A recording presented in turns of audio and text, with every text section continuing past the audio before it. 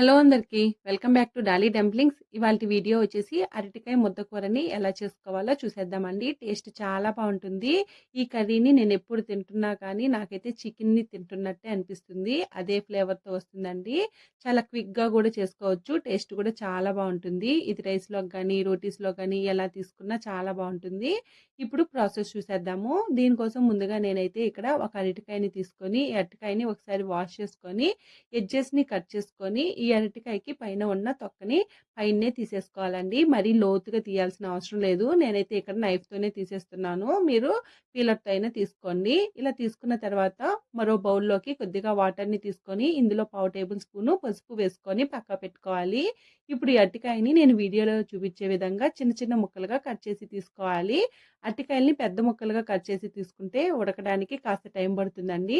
నేను ఇక్కడ వీడియో క్లిప్‌లో చూపించే విధంగా అరటికాయని చిన్న చిన్న ముక్కలుగా కట్ చేసుకోవాలి. ఇలా కట్ చేసుకున్న ఈ అరటికాయ ముక్కల్ని మనం ముందుగా పసుపు వేసి పెట్టుకున్న వాటర్‌లో వేసుకోవాలండి. లేదంటే అరటికాయ ముక్కలు నల్లగా అయిపోతాయి. ఇలా వేసుకోవడం వల్ల అరటికాయ ముక్కలు కలర్ చేంజ్ అవ్వకుండా ఉంటాయి. ఇప్పుడు మరో బౌల్‌ని తీసుకొని ఇందులో కొద్దిగా వాటర్‌ని యాడ్ చేసుకొని చిటికెడు చింతపండుని వేసుకొని ఇందులో నుంచి చింతపండు పులుసుని తీసి పక్కన పెట్టుకోవాలి. ఇప్పుడు స్టవ్ ఆన్ చేసుకొని కడాయి పెట్టుకొని 4 టేబుల్ స్పూన్ల వరకు ఆయిల్ వేసుకోవాలి. ఆయిల్ వేడిన తర్వాత అర టేబుల్ స్పూన్ ఆవాలు, అర టేబుల్ స్పూన్ జీలకర్ర వేసుకొని కాస్త చిటపటలాడిన తర్వాత ఇందులో ఒక పెద్ద సైజు ఆనియన్ తరుగుని వేసుకోవాలి. అలాగే ఒక రెమ్మ కరివేపాకును కూడా వేసుకొని మంటని మీడియం ఫ్లేమ్‌లో ఉంచి ఈ ఆనియన్స్ లైట్‌గా కలర్ చేంజ్ అయ్యే వరకు వేపుకోవాలి. అలాగే ఇందులో మీరు పోపు దినుసులు కూడా వేసుకోవచ్చండి. నేనైతే వేయట్లేదు. ఇలా ఆనియన్స్ కలర్ చేంజ్ అయిన తర్వాత ఇప్పుడు ఇందులో ఒక పెద్ద సైజు టమోటాని చిన్న చిన్న ముక్కలుగా కట్ చేసి వేసుకోవాలి. టమోటా బాగా మాగిన టమోటా అయితే టేస్ట్ బాగుంటుందండి. అలాగే ఇందులో ఒక టేబుల్ స్పూన్ వరకు సాల్ట్‌ని వేసుకొని టమోటాలు మెత్తగా అయ్యే వరకు మగ్గించుకోవాలి. చూడండి ఈ విధంగా మెత్తగా అవ్వాలండి. అప్పటి వరకు ఈ టమోటాల్ని మధ్య మధ్యలో కలుపుతూ వేపుకోవాలి. ఇలా వేపుకున్న తర్వాత ఇప్పుడు ఇందులో పావు టేబుల్ స్పూన్ పసుపు, ఒక టేబుల్ స్పూను ధనియాల పొడిని వేసుకొని ఒకసారి బాగా మిక్స్ చేసుకున్న తర్వాత మనం ముందుగా కట్ చేసి పెట్టుకున్న ఈ అరటికాయ ముక్కల్ని వాటర్ లేకుండా డ్రైన్ చేసుకొని వేసుకోవాలి. ఇలా వేసుకున్న తర్వాత మంటని లో ఫ్లేమ్‌లోకి టర్న్ చేసుకొని బాగా కలుపుకోవాలండి. మరీ ఎలా పడితే అలా కలిపేయొద్దు. ఈ అరటికాయ ముక్కలనేది మ్యాష్ అయిపోయే ఛాన్సెస్ ఉంటుంది. కాస్త నెమ్మదిగానే కలుపుకోవాలి. చూడండి ఇలా వేపుకోవాలి. ఒక 2 నిమిషాల పాటు మధ్య మధ్యలో కలుపుతూ ఆయిల్ సెపరేట్ అయ్యే వరకు వేపుకోవాలి. చూడండి ఇలా ఆయిల్ సెపరేట్ అయిన తర్వాత ఇప్పుడు ఇందులో ఒక టేబుల్ స్పూన్ వరకు కారం పొడిని వేసుకోవాలి. కారం అనేది మీరు తినేదాన్ని బట్టి అడ్జస్ట్ చేసుకోండి. ఈ కారం అంతా ఈ ముక్కలు పట్టేలాగా ఒకసారి బాగా మిక్స్ చేసుకొని ఇప్పుడు ఇందులో మనం ముందుగా చింతపండు పులుసుని తీసి పెట్టుకున్నాం కదండి.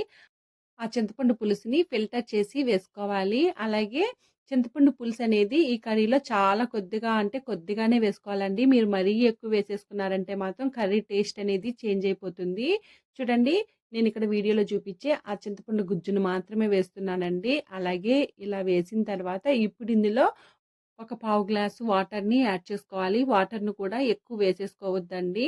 ఇలా బాగా కలుపుకున్న తర్వాత ఇప్పుడు ఇందులో సాల్ట్ సరిపోయిందో లేదో చెక్ చేసుకొని సాల్ట్‌ని కూడా అడ్జస్ట్ చేసుకోవాలి. అలాగే ఇందులో ఒక 5, 6 వెల్లుల్లి రెబ్బలను కూడా కచ్చా పచ్చాగా దంచి వేసుకోవాలి.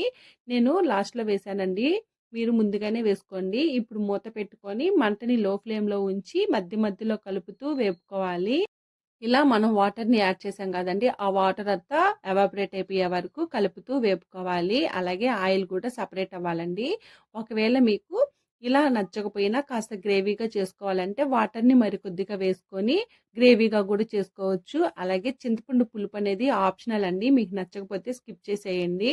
ఇందులో వెల్లుల్లి రెబ్బలకి బదులు అల్లం వెల్లుల్లి పేస్ట్ వేసి కూడా చేసుకోవచ్చు. అలాగే ఇలా బాగా దగ్గరయిన తర్వాత ఇప్పుడు ఇందులో ఒక టేబుల్ స్పూన్ వరకు ధనియాలు, మెంతులు, ఆవాలు, జీలకర్ర వేయించి పొడిగొట్టుకున్నది వేసుకోవాలండి. ఇలా వేసుకున్న తర్వాత ఒకసారి బాగా మిక్స్ చేసుకోవాలి.